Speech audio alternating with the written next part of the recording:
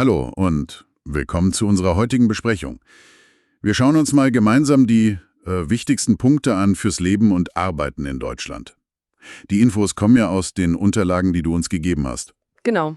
Unser Ziel ist, dir schnellen, klaren Überblick zu geben. Also über die ersten Hürden, die Regeln für Neuankömmlinge. Okay, lass uns das mal auseinandernehmen. Ja, machen wir. Deutschland ist ja, also das zeigen die Quellen auch deutlich, eine Chance, klar, aber hat halt auch sehr spezifische Anforderungen, eigene Regeln. Mhm. Wir konzentrieren uns heute mal aufs Wesentliche aus den Dokumenten. Ankommen, die Bürokratie, klar, dann Wohnungssuche, Job, Sprache natürlich und so ein paar Alltagsspielregeln. Okay, fangen wir direkt beim Ankommen an. Der erste offizielle Schritt, der wird ja in den Quellen immer wieder genannt, ist unumgänglich, oder? Tagen nach dem Einzug. Okay, 14 Tage. Was brauche ich da? Du brauchst deinen Pass oder Ausweis, den Mietvertrag und die sogenannte Wohnungsgeberbestätigung. Die kriegst du vom Vermieter. Ah ja, Und dann bekommst du die Meldebescheinigung. Die ist quasi der Schlüssel für ganz viele weitere Schritte. und für Leute von außerhalb der EU, da gibt's doch noch was davor, steht in den Unterlagen. Richtig, ja. Das Visum oder die Aufenthaltserlaubnis muss meistens schon vor der Einreise klar sein. Genehmigt sein. Verstehe.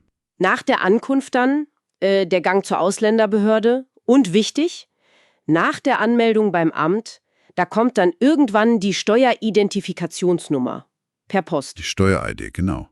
Ja, die braucht der Arbeitgeber unbedingt. Eine Quelle sagte auch, das kann manchmal dauern. Und das macht den Start beim Job schwierig. Denn ohne die Nummer geht's halt offiziell nicht los. Verstanden. Gleichzeitig, so steht's ja auch in den Papieren, braucht man unbedingt zwei Dinge, oder? Bankkonto und Krankenversicherung. Genau. Deutsches Bankkonto ist essentiell für Gehalt, Miete, alles. Und Krankenversicherung ist Pflicht hier. Gesetzlich oder privat, aber man muss eine haben. Okay, erste Bürokratie geschafft. Dann kommt oft die nächste große Sache. Wohnung finden. Oh ja.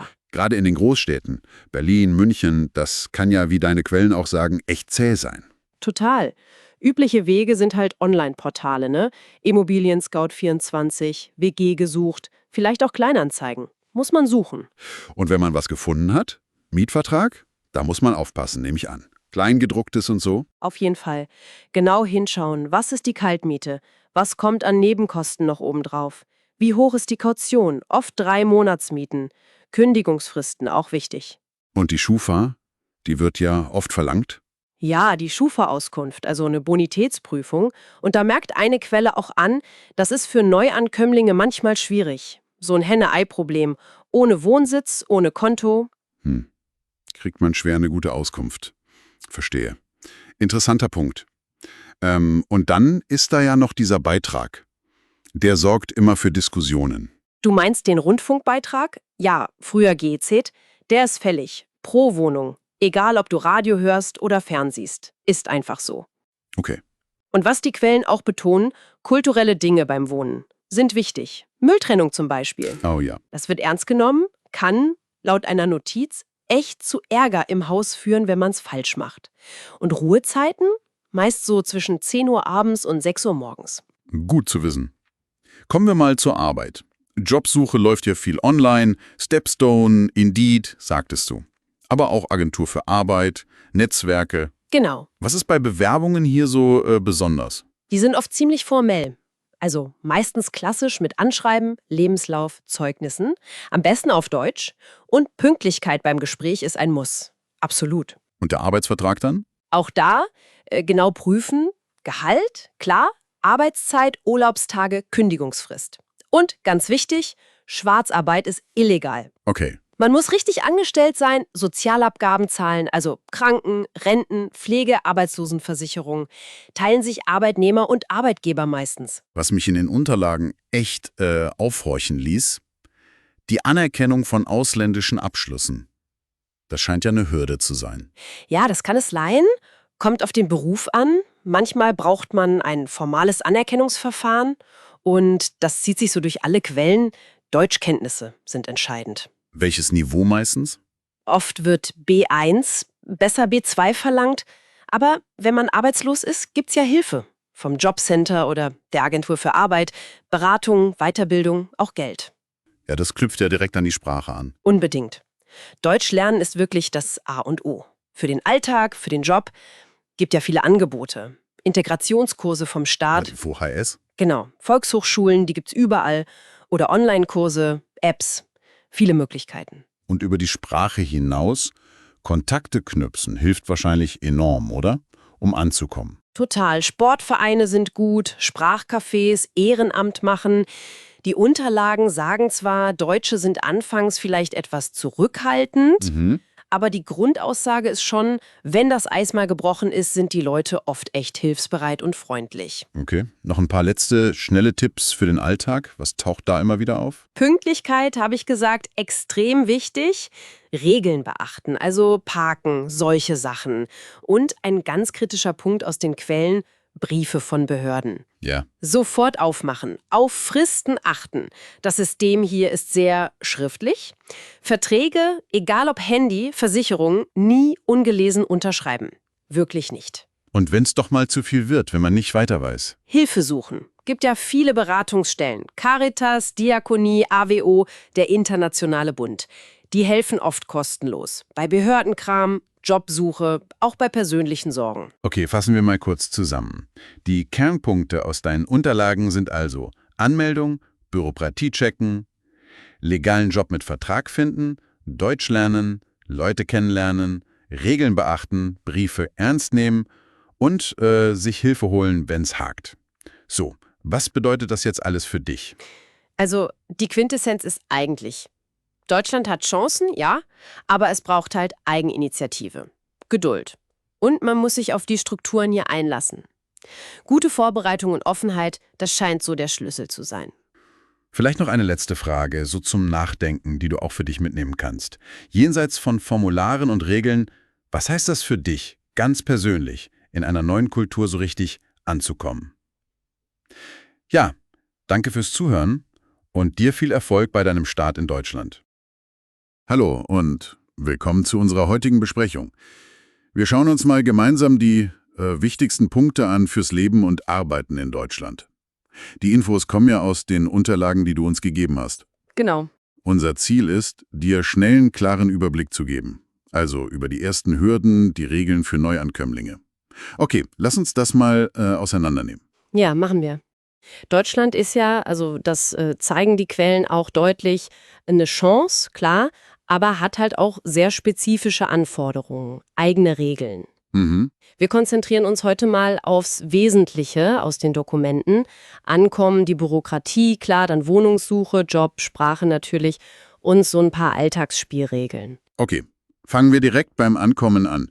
Der erste offizielle Schritt, der wird ja in den Quellen immer wieder genannt, ist unumgänglich, oder? Tagen nach dem Einzug. Okay, 14 Tage. Was brauche ich da? Du brauchst deinen Pass oder Ausweis, den Mietvertrag und die sogenannte Wohnungsgeberbestätigung. Die kriegst du vom Vermieter. Ah ja, Und dann bekommst du die Meldebescheinigung. Die ist quasi ja der Schlüssel für ganz viele weitere Schritte. und für Leute von außerhalb der EU, da gibt's doch noch was davor, steht in den Unterlagen. Richtig, ja. Das Visum oder die Aufenthaltserlaubnis muss meistens schon vor der Einreise klar sein. Genehmigt sein. Verstehe. Nach der Ankunft dann der Gang zur Ausländerbehörde und wichtig, nach der Anmeldung beim Amt, da kommt dann irgendwann die Steueridentifikationsnummer per Post. Die Steuer-ID, genau. Ja, die braucht der Arbeitgeber unbedingt. Eine Quelle sagte auch, das kann manchmal dauern. Und das macht den Start beim Job schwierig. Denn ohne die Nummer geht's halt offiziell nicht los. Verstanden. Gleichzeitig, so steht's ja auch in den Papieren, braucht man unbedingt 2 Dinge, oder? Bankkonto und Krankenversicherung. Genau. Deutsches Bankkonto ist essentiell für Gehalt, Miete, alles. Und Krankenversicherung ist Pflicht hier. Gesetzlich oder privat, aber man muss eine haben. Okay, erste Bürokratie geschafft. Dann kommt oft die nächste große Sache. Wohnung finden. Oh ja. Gerade in den Großstädten, Berlin, München, das kann ja, wie deine Quellen auch sagen, echt zäh sein. Total. Übliche Wege sind halt Online-Portale, ne? Immobilien Scout 24, WG gesucht, vielleicht auch Kleinanzeigen. Muss man suchen. Und wenn man was gefunden hat, Mietvertrag, da muss man aufpassen, nehme ich an. Kleingedrucktes und so. Auf jeden Fall. Genau hinschauen. Was ist die Kaltmiete? Was kommt an Nebenkosten noch obendrauf? Wie hoch ist die Kaution? Oft 3 Monatsmieten. Kündigungsfristen, auch wichtig. Und die Schufa, die wird ja oft verlangt. Ja, die Schufa-Auskunft, also eine Bonitätsprüfung. Und da merkt eine Quelle auch an, das ist für Neuankömmlinge manchmal schwierig. So ein Henne-Ei-Problem. Ohne Wohnsitz, ohne Konto. Kriegt man schwer eine gute Auskunft. Verstehe. Interessanter Punkt. Und dann ist da ja noch dieser Beitrag. Der sorgt immer für Diskussionen. Du meinst den Rundfunkbeitrag? Ja, früher GEZ. Der ist fällig. Pro Wohnung. Egal, ob du Radio hörst oder fernsiehst. Ist einfach so. Okay. Und was die Quellen auch betonen, kulturelle Dinge beim Wohnen sind wichtig. Mülltrennung zum Beispiel. Oh ja. Das wird ernst genommen, kann, laut einer Notiz, echt zu Ärger im Haus führen, wenn man es falsch macht. Und Ruhezeiten? Meist so zwischen 10 Uhr abends und 6 Uhr morgens. Gut zu wissen. Kommen wir mal zur Arbeit. Jobsuche läuft ja viel online, Stepstone, Indeed, sagtest du. Aber auch Agentur für Arbeit, Netzwerke. Genau. Was ist bei Bewerbungen hier so besonders? Die sind oft ziemlich formell. Also meistens klassisch mit Anschreiben, Lebenslauf, Zeugnissen. Am besten auf Deutsch. Und Pünktlichkeit beim Gespräch ist ein Muss. Absolut. Und der Arbeitsvertrag dann? Auch da genau prüfen. Gehalt, klar. Arbeitszeit, Urlaubstage, Kündigungsfrist. Und ganz wichtig, Schwarzarbeit ist illegal. Okay. Man muss richtig angestellt sein, Sozialabgaben zahlen, also Kranken-, Renten-, Pflege-, Arbeitslosenversicherung, teilen sich Arbeitnehmer und Arbeitgeber meistens. Was mich in den Unterlagen echt aufhorchen ließ, die Anerkennung von ausländischen Abschlüssen. Das scheint ja eine Hürde zu sein. Ja, das kann es sein, kommt auf den Beruf an. Manchmal braucht man ein formales Anerkennungsverfahren und das zieht sich so durch alle Quellen. Deutschkenntnisse sind entscheidend. Welches Niveau meistens? Oft wird B1, besser B2 verlangt. Aber wenn man arbeitslos ist, gibt's ja Hilfe. Vom Jobcenter oder der Agentur für Arbeit, Beratung, Weiterbildung, auch Geld. Ja, das knüpft ja direkt an die Sprache an. Unbedingt. Deutsch lernen ist wirklich das A und O. Für den Alltag, für den Job, gibt ja viele Angebote. Integrationskurse vom Staat. Die VHS? Genau. Volkshochschulen, die gibt's überall. Oder Online-Kurse, Apps. Viele Möglichkeiten. Und über die Sprache hinaus, Kontakte knüpfen hilft wahrscheinlich enorm, oder? Um anzukommen. Total. Sportvereine sind gut, Sprachcafés, Ehrenamt machen. Die Unterlagen sagen zwar, Deutsche sind anfangs vielleicht etwas zurückhaltend, aber die Grundaussage ist schon, wenn das Eis mal gebrochen ist, sind die Leute oft echt hilfsbereit und freundlich. Okay. Noch ein paar letzte, schnelle Tipps für den Alltag. Was taucht da immer wieder auf? Pünktlichkeit, habe ich gesagt, extrem wichtig. Regeln beachten, also parken, solche Sachen. Und ein ganz kritischer Punkt aus den Quellen, Briefe von Behörden. Ja. Sofort aufmachen, auf Fristen achten. Das System hier ist sehr schriftlich. Verträge, egal ob Handy, Versicherung, nie ungelesen unterschreiben. Wirklich nicht. Und wenn es doch mal zu viel wird, wenn man nicht weiter weiß? Hilfe suchen. Gibt ja viele Beratungsstellen. Caritas, Diakonie, AWO, der Internationale Bund. Die helfen oft kostenlos. Bei Behördenkram, Jobsuche, auch bei persönlichen Sorgen. Okay, fassen wir mal kurz zusammen. Die Kernpunkte aus deinen Unterlagen sind also Anmeldung, Bürokratie checken, legalen Job mit Vertrag finden, Deutsch lernen, Leute kennenlernen, Regeln beachten, Briefe ernst nehmen und sich Hilfe holen, wenn's hakt. So, was bedeutet das jetzt alles für dich? Also, die Quintessenz ist eigentlich: Deutschland hat Chancen, ja, aber es braucht halt Eigeninitiative, Geduld. Und man muss sich auf die Strukturen hier einlassen. Gute Vorbereitung und Offenheit, das scheint so der Schlüssel zu sein. Vielleicht noch eine letzte Frage, so zum Nachdenken, die du auch für dich mitnehmen kannst. Jenseits von Formularen und Regeln, was heißt das für dich, ganz persönlich, in einer neuen Kultur so richtig anzukommen? Ja, danke fürs Zuhören und dir viel Erfolg bei deinem Start in Deutschland.